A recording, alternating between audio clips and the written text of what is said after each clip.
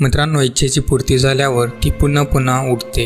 इच्छा जर अतृप्त राहिली तर तृप्त होण्यासाठी परिश्रम करून घेते. इच्छेची पूर्ती अपूर्ती नाही तर इच्छेची निवृत्ती झाली पाहिजे. माणूस जेव्हा आपला सहज स्वाभाविक रस घेऊ शकत नाही तेव्हा त्याला इच्छा सतावतात. विकार वासना त्रास देतात. निरसता इच्छेचे जन्य आहे. कोणत्याही पदार्थांची इच्छा उठते तेव्हा परिश्रम व त्रास वाढतो. त्यामुळे कर्म बंधन बनते. जीवनात आतून निरसता राहू नये. जेव्हा आत्म्याचा खरा रस मिळतो तेव्हा नकली रस नष्ट होतो. खऱ्या रसाची उपलब्धता सत्संगाने शक्य आहे. दुसरा कोणताही उपाय नाही. सत्संग म्हणजे सत्स्वरूप परमात्म्याचा संग.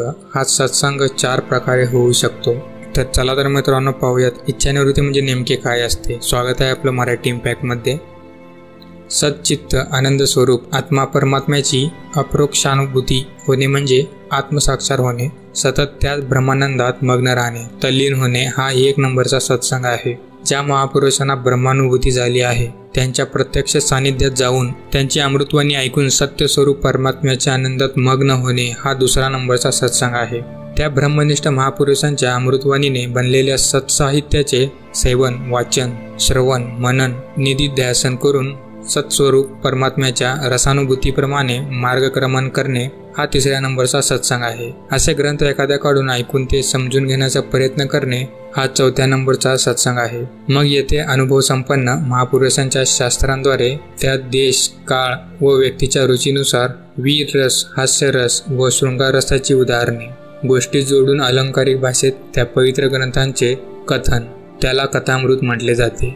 जो कीर्तन करतो तो कथेत पोहोचतो आणि जो कथेत जातो तो कधी ना कधी 4थ्या, 3ऱ्या, 2ऱ्या आणि प्रथम क्रमांकाच्या सत्संगात पोहोचतो.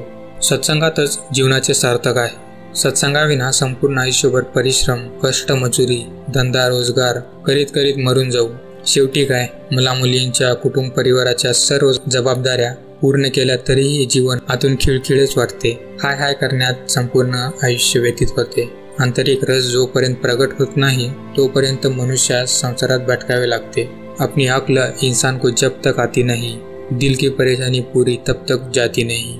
आपली अक्ल ही आहे की आपला आंतरिक रस मिळावा.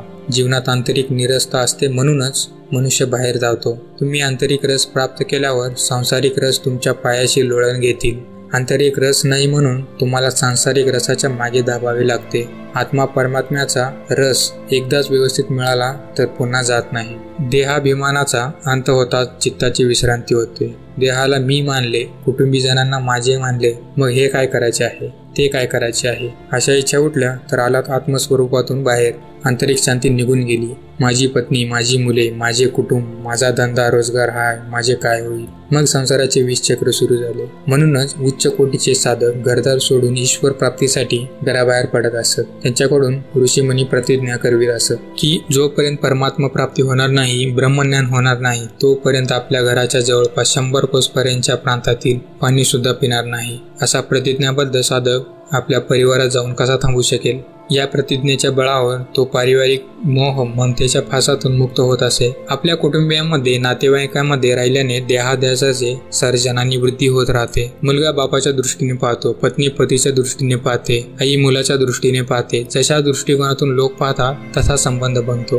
कारण आपले आत्मस्वरूप असे शुद्ध, पवित्र, शक्तिमान व शीघ्र फळदायी आहे की ज्यात जशी कल्पना कराल तसेच सत्य भासते. समोर जसा भाव ठेवाल तसेच होते. लग्नाच्या वेळी एखाद्या कन्येबरोबर अग्निसमक्ष सप्तपदी केली व त्या मुलीला पत्नी मानले की ती पत्नी झाली. पत्नीला पाहता चित्त त्याच प्रकारचा विचार करू लागेल.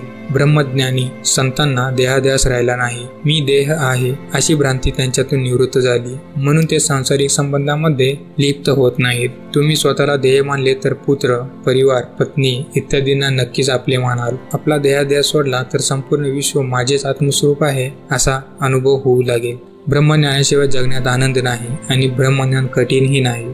जेवढे महत्त्व नश्वर वस्तूंना, नश्वर धंदा रोजगारांना दिले आहे त्यापेक्षा अर्धे जरी महत्त्व परमात्म्याला दिले तर प्रत्येक मनुष्य भगवंत होईल.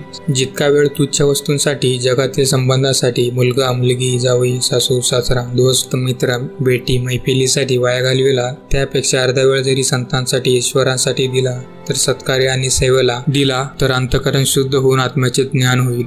जेवढे महत्त्व भगवंताला दिले पाहिजे तेवढे महत्त्व आपण संसार आणि त्यांच्या संबंधाला देऊन बसलो आहे. मित्रांनो, म्हणून आपण कष्टी होत आहोत. संसाराला ईश्वरापेक्षाही अधिक सत्य बनवून बसलो आहोत. ईश्वर प्राप्तीचे मूल्य आपण समजू शकत नाही, म्हणून खरा आंतरिक रस आपण प्राप्त करू शकत नाही. चारी प्रकारच्या सत्संगाद्वारे सत्स्वरूप परमात्म्याची प्राप्ती व्हावी.